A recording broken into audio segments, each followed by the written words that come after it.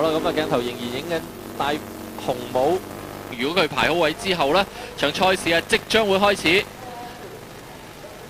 咁啊，大家都拭目以待啊！睇下呢一場嘅格蘭披治電單車大賽嘅情況係點樣嗱？呢個咧鏡頭就喺呢個5號車嘅前面影出嚟㗎。好啦，第31屆澳門格蘭披治電單車大賽開咦偷步啦！哇，12號喎，12號偷步，12號偷步，肯定啦。咁啊呢場賽事10號咧一起步又係有問題啊！係啦，究竟點樣咧？究竟係？起步嘅情況應該係點嘅咧？咁似乎全部車手都唔適應喎。係啦。咁啊12號咧就有猶豫啦，擰翻轉頭，我係咪偷步咧？咁究竟應該睇咩信號啦？好啦，而家咧形勢大混亂啦，19號、34號咧全部喺晒前邊，啲大熱門啊全部落後晒喺後面啊！睇下佢哋咧點樣追翻上嚟啦。係啦。就話真係咧，大會嗰個燈號啊同埋個指示我都唔明白啊嚇！咁啊10號車好明顯咧，就剛才見佢砰一聲啊，自己彈咗出嚟先㗎，但係咧佢又驚驚地喎，佢又一疾步啊！而家麥卡倫嗰啲咧就變咗跌咗落去㗎。係啊，頭先睇見咧其他所有嘅車咧都好猶豫嗱，6期已經揮動咗啦，紅燈係着咗嘅。係啊，其實紅燈熄滅之後咧先可以去㗎嗱。嗱，你睇下嗱，啲車去而家會有一個就翻嚟咧，就再 Right, he's only a few years away from actual retirement, but Henry told me quite clearly that this is a special treat. He's going to make this the last race of his racing career. So that's quite a nice man. 如果呢兩位車手咧一直要搏嗰陣時咧，我相信仲會呢個時間係會跌落去嘅。咁啊，大家咧係最緊要係有得冚下。我哋最唔中意睇到啲咧就係離行離辣咁啊，油車可翻嚟嗰啲賽事啊。非常起步嗰陣時係大 CC 嘅車一定行先，例如呢個即係我估計係2號車嘅何夫曼啦，或者呢個21號車嘅森寶信。係一架德吉利嘅966嘅車，呢款車係最新款嘅。咁頭先我問過佢咧，佢嘅 horsepower 差唔多去到係171。好啦，而家問到啦，或者等個綠燈啦話，今次睇下佢大會嗱，燈啊熄晒唔去，有紅燈咁啊掃過嚟會唔會？仲有個綠燈啦，好啦，黃聲你已經，熄燈，哎呀，又唔俾隻綠燈嘅，真係唔明點解賽會？喂，佢頭先 formation lap 都有個綠燈出嚟嘅喎，點解又冇咧？冇啦，真係搞唔掂啊！俾佢考起啊！我哋睇翻場車好㗎啦，哇，30架車咧一齊咧係起咗，跟住咧就有幾浸過㗎。而家先藍色5號車搶咗上嚟啊！咁啊5號車咧就係呢個高米茲啊，高米茲咧就喺起步咧排第2排㗎，第2排嘅第1架。咁啊，俾佢咧係搶先上嚟。高米茲同一個威手白嘅，但係嗰啲車咧佢能夠起步得咁快咧，證明佢真係起步嗰下個手法真係好好，因為你二足前車起得咁快咧，真係好佩服佢啊！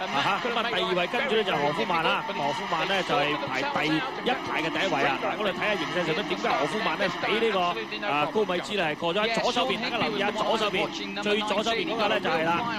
咁啊嗱，藍色左手邊第2架咧就係呢個高米茲。咁一出嘅時候咧一攝，咁啊應該何夫曼同埋另外一位21號嘅車係搶上嚟咁，但係咧係一過段直路咧就俾呢個高米茲咧係攝咗個第1位啊！咁而家咧依然咧松山上面咧高米茲咧係領先嘅。如果喺松山上路嚟講咧，就冇咁呢個領先性啦。咁但我節目嚟講大家係差唔多。始終都係睇翻呢個路達5號車後邊高米茲。高米茲係法國嘅車手嚟㗎。我睇到何夫曼可能過㗎喎，係啊，過咗啦。啱啱空檔攝咗佢啦。好啦，咁而家形勢逆轉，不過咧爭少少嘅啫。何夫曼鬥高米茲啊！睇嚟呢場賽事咧有得鬥喎。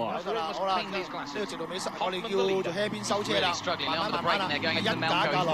但係注意呢個班起步咧，就呢個高米茲嘅車係會輸蝕咗少少嘅。壓力方面係呢個何夫曼嘅車嘅，呢個就係中程車裏面咧就比較嘅缺點裏邊。好啦，咁一出翻嚟咧，何夫曼咧拉遠少少，咁但係唔緊要㗎，後邊咧呢個高米茲樣咧啄到好緊㗎。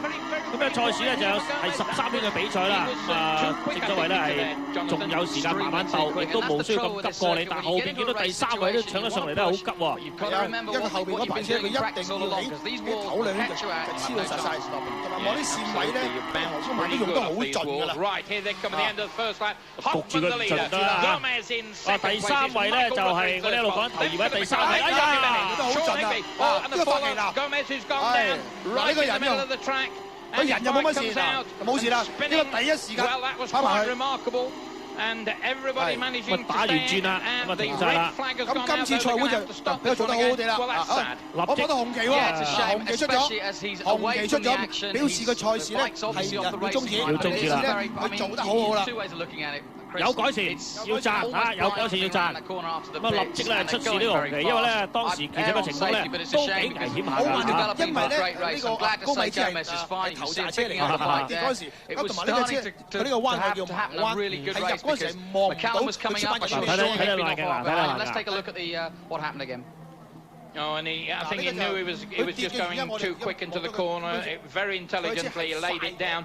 But now look at these poor people behind. Look at that bike. It's on the right of the thing. It's hit the wall and it's coming back. And the people had decided to go to the left of it. Then they had to change their mind and go to the right of it. The bike's hit one wall and it's come back virtually to hit the other. And well, Eric Gomez on his feet, he's perfectly okay. 係又要讚下佢啦，今次雖然佢有好多嘢令到我哋唔明白，不過今次係應記一功。咁啊，但係咧，咁啊賽事咧又真係幾多阻滯喎嚇，第2次超越呢個就似乎唔見咗啦，似乎唔見咗。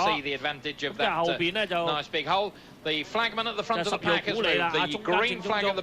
好啦，咁啊紅燈就第3眼、第4眼、第5眼，紅燈熄晒，可以開始比賽㗎啦。They go out, away they go. The charge is on. 今次開始咧好順利啦。Good start from Gordon Bennett, but a better start from Andy Hoffman. 累積咗第3次經驗㗎啦，係好驚啊！Bike number 2, the green meanie out in front. That's McCallan. He must be about 5th or 6th, and here's Hoffman. Here comes McCallan on the charge, and it's Sean Higby as we thought in 2nd place. He saw that big hole and went charging through, and going well too. Well. Sean Higby on the inside. Here's McCallan. Higby then as we go to the track side. This is McCallan with the onboard camera. Everybody round. McCallan through there in about 5th or 6th place, so he's got some work to do, but you still wouldn't. 鏡頭一轉喺上邊咧上重爭咧，下節比咧就領先咗出嚟啊！咁啊入葡京灣之前咧就過咗呢個何夫曼㗎。好啦，我哋而家再重播翻起步嗰度啦。今次起步得大家都好規矩啊，冇上次完全冇兜步啊。何夫曼一級級埋嚟啦，下節邊喺個後邊㗎，係啦啱啱得住佢啦。好啦，咁啊上翻松山加斯蘭嗰段咧，睇下個形勢點啦。咁應該咧下節比咧食住個位咧喺前面咧，當然係有優勢啦嚇。19號嘅下節比咧係一個小嘅 GSX-90cc 呢架亦都今年最新嘅車嚟嘅。Kevin Schwartz 咧，咁啊兩架嘅馬力咧雖然係。And that, I think, is Roger Bennett in 3rd place, and he could be an outside chip to win this one. That goes well around here, managed to kip off when he ran out of room and had to go for a very short escape route. There's the front 3, Sean Higby 19, 2, Andy Hoffman. 後邊咧8路車賓納啊，今日生日啊，呢個壽星仔咧就亦都追得好貼。咁啊而家形成咧3架車咧就係。These three now beginning to pull away, but it's going to be a fierce battle. Sean Higby, the hog rider from the United States, is showing these men just what he's got as well as they come down towards Malco again. And I think that was Philip McCallan in about 6th place, race stringer number 7 just ahead of him. So we reckon that's McCallan in about 6th position. Looking backwards now from McCallan, so that little battle for 4th, 5th and 6th is full clear. Sean Higby still going well. 咁啊第2位翻嚟咧都係何夫曼，第3位咧係賓納。Big Chuck Grace prepared. Suzuki paws the air, and here comes this group behind. Stringer trying to stay ahead of McCallan. McCallan on the inside. We're on board with Philip McCallan. Has he gone through? No, he's not. He's still there in 6th place. The leaders come into sight. Then it's 3 or 4 riders all together. Over the line they go. Higby, Hoffman, Bennett. Then Stringer, McCallan, and David Rouge. What a good ride for the youngsters rider. Simon Beck is 7th. Then Chuck Graves, David Goodley, Dean Ashton, then Teixeira, 咁啊，但係佢比呢個何夫曼咧經過第一個圈之後咧，係即係領先0.37秒嘅啫。後邊咧就係爆個分塔啦，排位就係咁啦。He came in past fifth, going past his pit lane, and really he's on a flyer is Philip. I think he's going to be the one to watch as this race progresses. He's now catching up with his pack, but they're on the front three again, going into this battle. 下節比咧都係喺葡京灣咧係食翻呢個何夫曼嘅嚇過去嘅時候。好啦，咁啊入呢個葡京上松山位置不變，咁睇嚟咧嚴格上嚟嗰個落松山咧個位置應該都不變㗎。咁啊，因為喺呢個環境咧就其實想超車唔咁容易，加上咧就真係要謹慎，因為呢度仲稍為做個錯誤決定咧，就係唔係話導致你啊落後咁簡單，可能直接退出比賽啊。我而家望你頭車呢3個車咧，知佢嗰個叫做緊張唔好食，因為呢3個車比較好謹慎啊。Where was McCallan in that little group behind? He was right leading that group, it looks like. It looks as though McCallan has got his head down and he's in 4th place catching this group of 3 who are leading. So McCallan is still on the pace. He's now trying to catch up with Roger Bennett in 3rd place.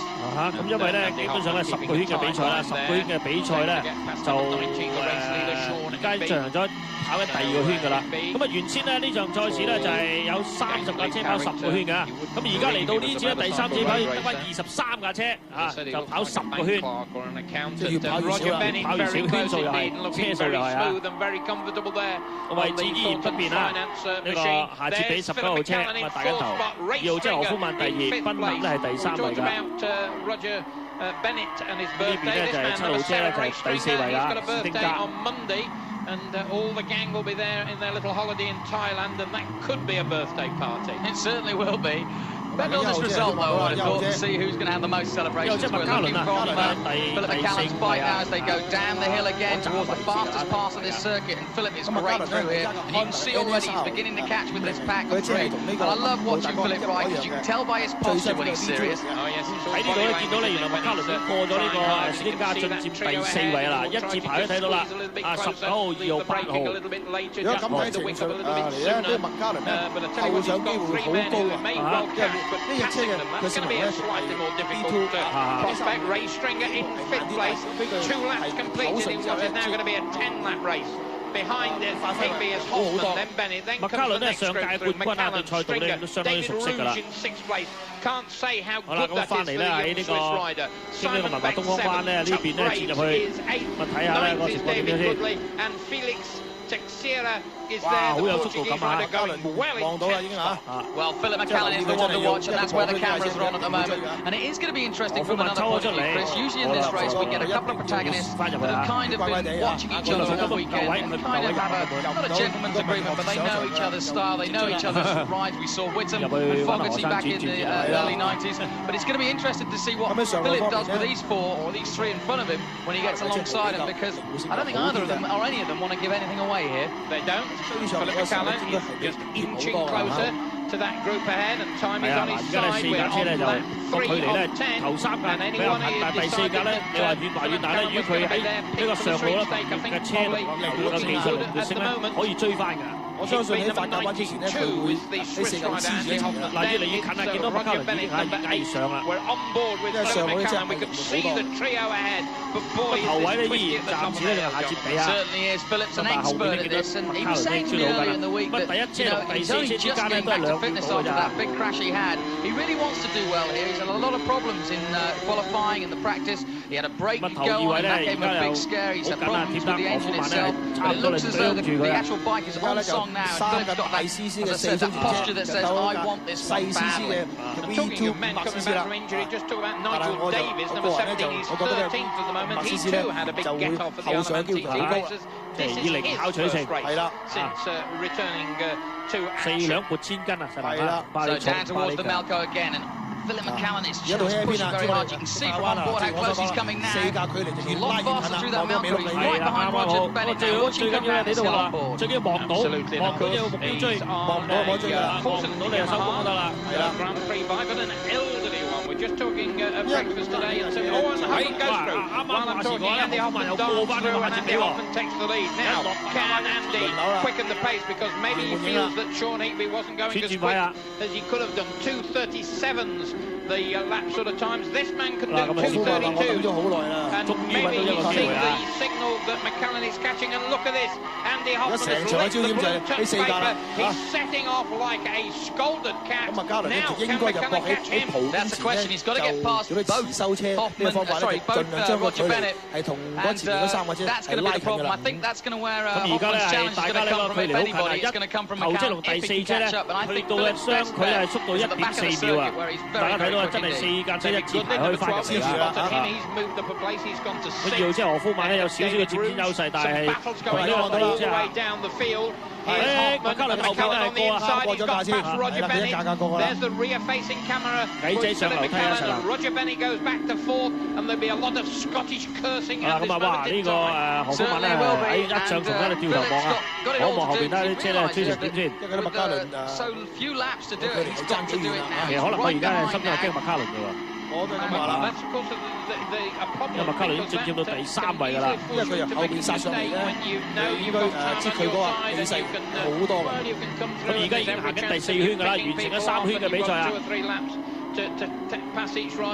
咁啊，麥卡倫咧就做咗最快嘅時間喎，喺第3圈咧就係佢最快時間咧就2分35啊，2分35.864。咁啊，同其他嘅車咧快佢啲啲咁樣。咁上路咧，如果你真係過咧，都唔係咁容易，因為食好容易俾人頂住。而家下節比咧就頂住啊！嗱，睇到啦，我哋喺呢個麥卡倫嘅車度咧望出去啊，咁啊前邊咧見到個19號車下節比，哇，將個好緊 That's why McCallum has to move early, and I think he'll make his move coming into the Melco down at the bottom of this now in about 2 more seconds. As we see here, he'll come round here. Now he'll try and make his move either there or at the next part downhill. And I'll tell you what will happen here as well. If McCallum does go through, the Scotsman who would like to use that same little gap that he might make for himself. There's Roger Bennett sitting right on Philip McCallum's tail, and Stringer I think has lost a place there, maybe to Goodley. We'll see in a moment or two as they go over the line. It looked as though Ray Stringer got back to 6th, and David Goodley has climbed up the fence. You're right, Hoffman's going off into the distance. McCallum still chasing hard here on Higby, and I think he'll probably have him on the next lap. Looking a little bit further down, you mentioned Stringer, also Goodley having a good race, but Chuck Grace has come up well, number 34 from the United States, didn't qualify well, but up to 8th. Just ahead of Simon Beck. Yeah, let's give credit though to this crazy young Swiss boy on a 600 Honda. This is a super 如果攀到上第2位咧，就完全唔同，因為咧佢變得追人追第1個喎。但係如果你話形勢上咧，俾何夫曼一路咁樣拉開咗咧，咁就比較後邊嘅車幾難追㗎咯喎。我相信麥卡倫呢個圈裏邊咧，係盡量個19號嘅下節比喺進修方面咧，靠佢嘅車路性咧，俾壓迫呢個何夫曼。Suzuki's quick. Here comes McCallum though, late on the brakes. Higby sweeps across his bow. No chance there. But McCallum was quick. But that Suzuki's got some certainly has, and you can see that it's been rather tentative with Higby. He is the unknown equation in this race at the moment. He's not quite sure what he's going to do, so he's going to bide his time a little, make sure he's got the gap, but he's sure of it. Very close there. They get to the 20th part of the circuit, past the gear hotel there, right at the top of this gear hill and this circuit. It's so much fun to watch. You really get the best out of these riders, and every year they put on a superb show for us. Once again, it looks like McCallum's going to do it again. Right, fastest lap on lap 4, 2:33.9. He's getting into lap record pace. We know he can get into the 2:32s, and that would be virgin territory as far as two-wheel racing goes. Qualified at 2:32, nobody's ever done a 2:32 in a race. 如果呢度糾纏得太耐咧，就俾何夫曼咧係走得咗啦，係原係又係一個難題嚟。而家喺邊之前啊，應該就會盡量去過去，而家係貼住晒㗎。後邊嘅賓納咧，亦都係將好緊㗎喎，呢3架車啊！我相信麥嘉倫而家係佢懷疑自己過唔過19號，係懷疑自己根本可唔可以追埋前面嗰追翻何夫曼啊！咁所以佢如果越早過到呢個阿哲比咧，就對佢追何夫曼就有利。如果佢越遲咧，就變咗何夫曼咧就一路係咁踩出嚟咧，就睇嚟冠軍都在望啦。因為而家睇走勢咧，19位真係有啲慢咗啊！因為佢上邊個位係啦位。個賽事已經接近一半，完成一半㗎啦，翻嚟咧再過起點咧就已經係一半㗎啦，已經係打緊第5圈㗎啦。There's Hoffman again. You can see the gap.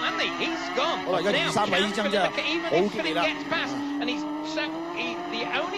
扎咧就後邊嘅車啊，比較似一扎嘅車啦，排第16位㗎啦，40路車就係幾斯賓奴啊，法國嘅車手。It's definitely 佢已經咧同前邊咧係 long straight, but quicker out of those tight corners, and that's where he's going to have his advantage. 你哋陪太知 But 道 I've 輸 got a 咧 feeling that Philip may be able to get by Higby, but he won't be able to catch Hoffman at this point. I was talking to Peter Rabada about how this bike could be so fast, and Peter just laughed and said, "Oh, you know, it's quite normal." He said, "Actually, if I'd have been racing 7 years ago, I'd have been on the front row with the time I've got. Here comes McCallum, he's going to make a move on Higby. He's got it." 應該過咗啦，係啦。咦，下個目標係再向前面追啦，好慢㗎啦，一跟上啦，只要望到得㗎啦嚇。而家賽事落嚟剩翻嚟5個圈嘅賽事，5個圈都有啲機會嘅，係啊。希望麥嘉倫咧係盡量發揮佢嘅車喺上路嘅，即係佢靈活性。而家對佢都好處，因為佢過埋呢個亞捷比咧，佢唔使俾亞捷比 block 住喎，唔使俾佢擋住啊。佢心話早啲俾我過就仲好啦。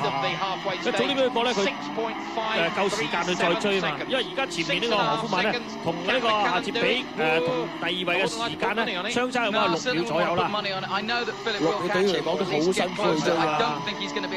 咁如果佢早幾個圈能夠過到佢當時咧，都係3、4秒都有機會，大家望唔到佢添啊，真係死啦！係啊！咁一落到直路咧就。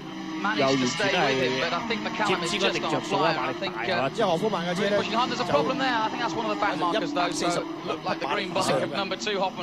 我頭先見到咧係呢個車有個車手咧，23號嘅車手咧，沙亞爾咧就相當啲有體育精神啦。有讓我過先啊！咁啊，一樣晒手啊嘛，啲人係嘛？呢個車手咧係舊年嘅冠軍啦。咁好有名㗎呢個車手咧，現年都係33歲啊，見到佢，咁亦都係好身經百戰嘅車手嚟㗎啦。咁啊屬於北愛爾蘭人嚟㗎。咁啊喺澳門賽道咧，佢真係絕不陌生啊，因為佢係第9次嚟參加呢個賽事㗎啦。呢個東望洋跑道裏邊嘅上客嚟啦。Who's done so much to catch up with Joe? I don't think he'll ever catch him in terms of records. Drama again at the Malco. Some good racing going on further down the path. 因為我哋觀眾方面咧就好關心究竟呢個麥嘉倫可唔可以追到呢個2號嘅何夫曼咧？係啊！咁嗱，大家而家覺得啦，5個圈之後咧，何夫曼咧係排第1位啦。咁啊，呢個亞捷比喺5個圈之後仲排緊第2位，但係咧喺第6個圈入無圈關嗰個位置咧就已經係俾人過咗啦嚇，俾第2位嘅麥嘉倫過咗。咁而家咧賽事已經進行咗6個圈，完成咗6個圈啦。啊，麥嘉倫同埋何夫曼之間咧有7.7嘅距離喎，7.7秒喎，又遠咗啲咯喎。睇嚟唔係咁容易追到喎。佢若果呢個麥嘉倫能夠係早少少上到嚟咧，佢其實亦都係我相信而家係想追何夫曼咧就比較困難好多啦。但係世事好難料嘅，賽車啲嘢啊。咁啊，未到圈都係知嘅嚇。咪亦都試過呢啲車手啊，經過幾次意外之後咧，燃油就計算錯，咁啊臨到終點線咧又要推車過去，咁推唔推得切咧嚇？係啊，個跑車就係咁噶啦，呢個先係趣味性啊嘛。你跑最快俾你最贏啊，係啊，最後嗰個圈過咗格仔期，你先至叫贏。準備得最好、最有信心，亦都未必會贏。係啦係啦，講話朗正啊嗰啲啊，年年都準備好足㗎，但係年年都攞唔到啊。呢個運數嚟㗎啦。好啦，咁啊前面麥卡倫咧依然咧冇放棄啊。咁啊雖然話爭成呢個7秒啊，但係咧定要向前面。佢而家最先個目標希望咧追到見到個車尾先。係啦，見唔到車尾之後冇得去追，望唔到。但佢好有鬥心去追㗎。因為後邊嘅車如果俾佢甩開咗咧，係1秒啊到呢個2之間㗎啦。咁啊前面打落何夫曼咧，嗱睇睇入彎咧都未見後邊車啊，未見啊。佢而家都唔係話管得好盡嘅啫佢最快嘅成績咧就係呢個2分33秒964，就喺第4圈做出嚟㗎。咁呢個成績就算唔係話太理想啦，因為佢咁壓力喺度係啊，啄唔到個尾啊。咁啊，麥嘉倫係上到嚟同佢黐住咧，佢呢個時間會加好快啲。麥嘉倫早2至3個圈能夠過到呢個夏捷比咧，唔好俾夏捷比幫咗咁耐啦。佢幫嗰時候2個圈幫㗎嘛，起碼。但係呢個麥嘉倫都好有耐心啊，因為佢經中，因為如果佢貿然咧係右搶唔係右搶咧，佢啲意外會發生㗎，係啦，分分鐘咧就要焗住退出添。後邊咧見到爆車賓納啊，咁啊10個車下接比，呢個咧就係3、4位啊，3、4位之爭啊。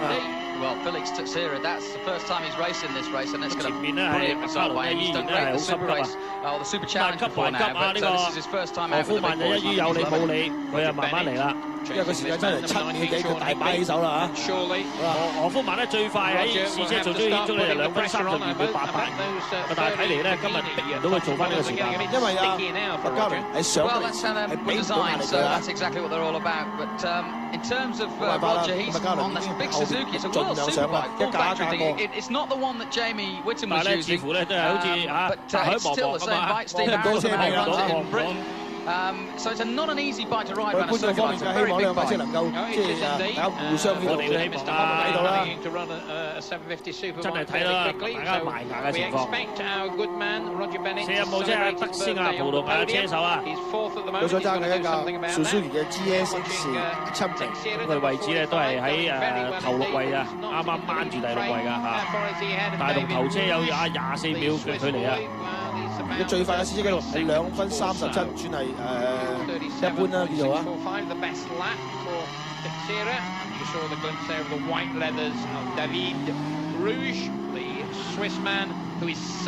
一路過咧就而家咧係第6位咧就好明顯睇到啦，咁啊同前面第5位嘅車手咧係有9秒幾嘅距離，咁啊追啊比較難追佢。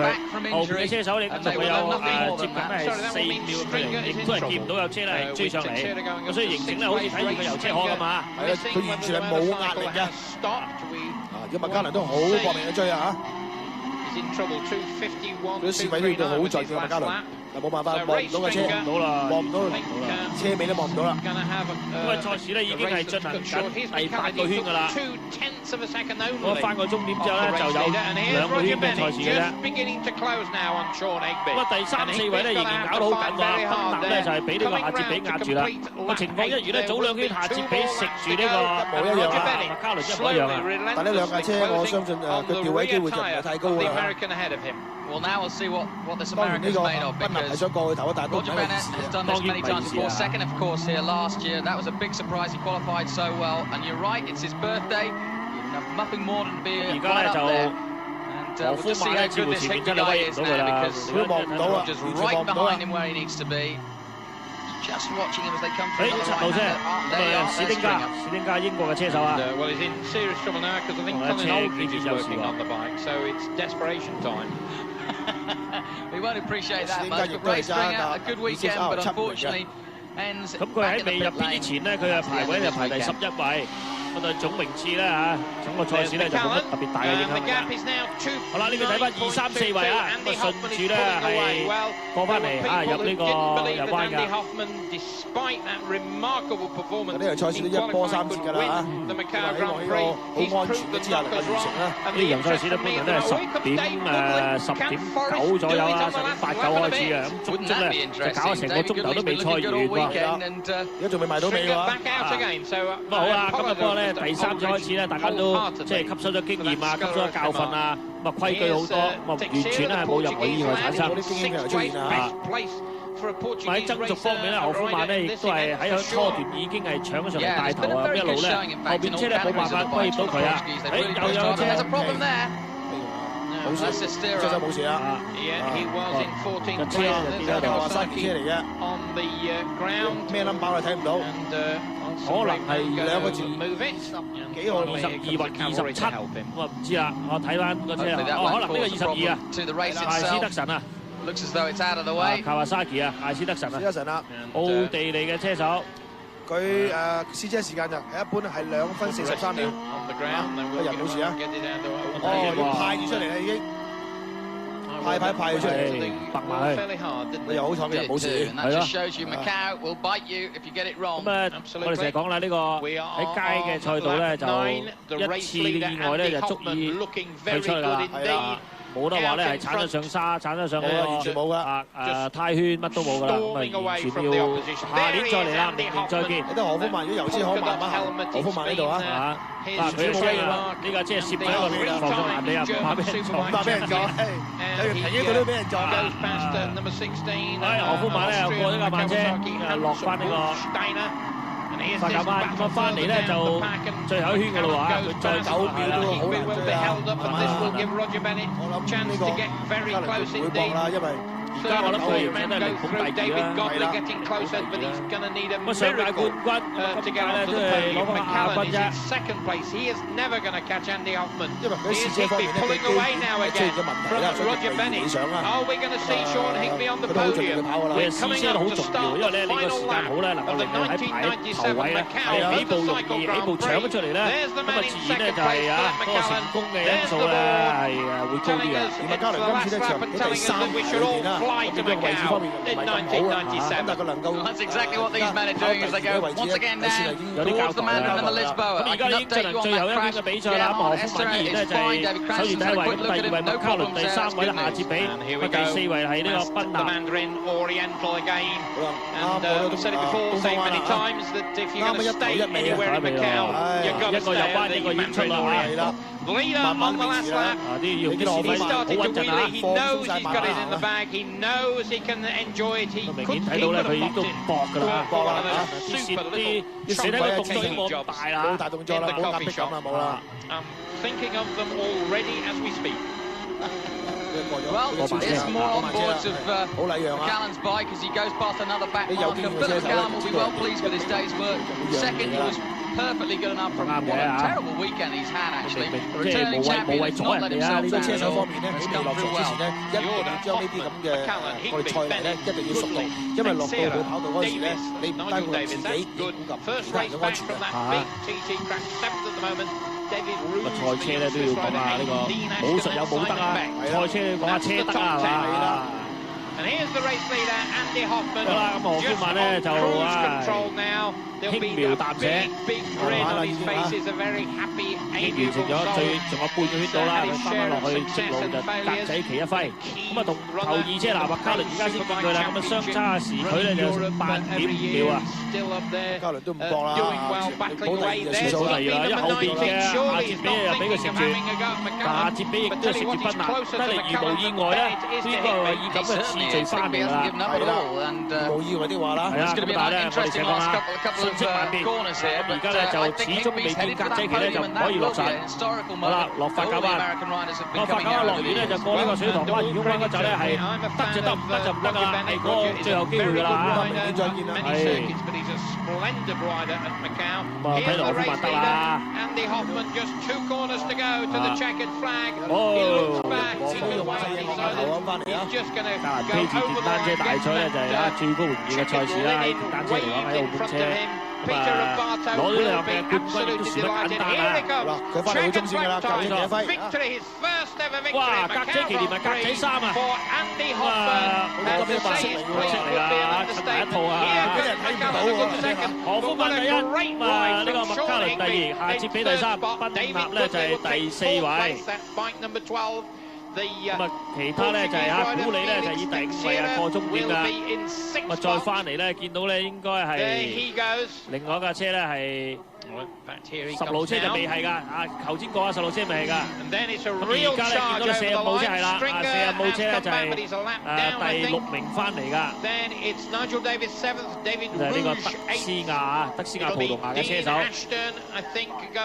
所以咧喺比賽一段咧就我哋澳門電視台嗰邊亦都係鏡頭咧捕捉咗呢個德斯亞呢一段嘅路程啊，有幾襯喎。I don't want to take anything away from Hoffman and McCallum. They rode brilliantly, but you're right. The hero of the day has to be Sean Higby. He was the guy, remember, I told you at the start of the race. He was busy changing wheels on his Suzuki, using a front wheel from another race. So he's really put his work in. Well, let me say that if there is a God, he's probably American. 個平均時速係140.6公里啊，嗰個時速點樣咧？ If he started the race well, he could have had a minute penalty, could have been disqualified.